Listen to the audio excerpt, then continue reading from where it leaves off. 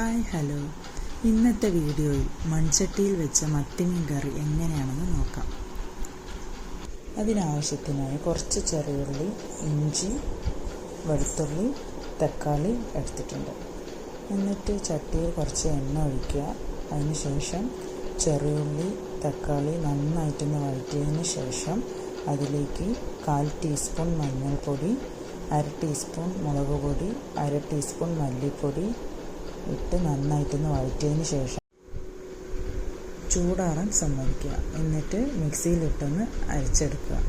അതിന് ശേഷം ചട്ടിയിൽ എണ്ണ ഒഴിച്ച് 1/4 ടീസ്പൂൺ ഉലുവ, 2 പച്ചമുളക്, കുറച്ച് കറിവേപ്പില, ഇഞ്ചി വെളുത്തുള്ളി പേസ്റ്റ് അതൊന്ന് നന്നായിട്ട് അതിൻ്റെ പച്ചമണം പോകുന്നത് വരെ നന്നായിട്ടൊന്ന് വഴറ്റിയെടുക്കണം. അതിന് ശേഷം നമ്മൾ അരച്ച് വെച്ച മസാല ചേർക്കുക.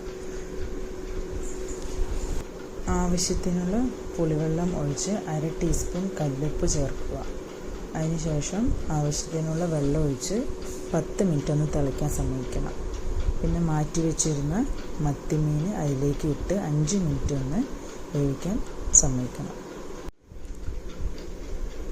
നല്ല നാടൻ മത്തിമീൻ കറിയാണ് ഞാനിവിടെ റെഡിയാക്കിയത്.